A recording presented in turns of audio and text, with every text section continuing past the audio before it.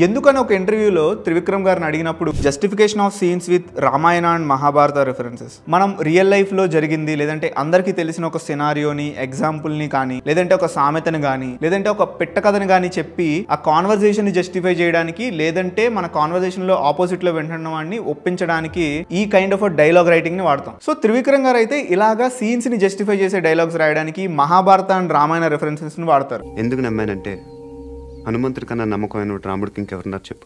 ఎందుకని ఒక ఇంటర్వ్యూలో త్రివిక్రమ్ గారిని అడిగినప్పుడు ఆయన ఏం చెప్పారంటే 100 కోట్ల మందికి ఒకటే రాముడు ఉన్నాడు, ఒకటే మహాభారతం ఉంది. ఇన్ని కోట్ల మందిని కనెక్ట్ చేయడానికి రిలేటబుల్ గా ఒక సీన్ ని జస్టిఫై చేసి రాయడానికి మనకి ఎన్నో ఎగ్జాంపుల్ మహాభారత రామాయణాలు ఉన్నప్పుడు దాన్ని ఒక టూల్ లాగా ఎందుకు వాడకూడదు, దాన్ని ఎందుకు వదిలేయాలి అని త్రివిక్రమ్ గారు అన్నారు. సో మీ సినిమాల్లో గానీ కథల్లో గానీ ఒక సంభాషణ కాన్వర్జేషన్ తోటి ఆడియన్స్ ని కన్విన్స్ చేయడానికి లేదంటే సినిమాలోని ఇంకొక క్యారెక్టర్ ని కన్విన్స్ చేయడానికి ఈ టైప్ ఆఫ్ డైలాగ్ రైటింగ్ అనేది చాలా యూజ్ అవుతుంది.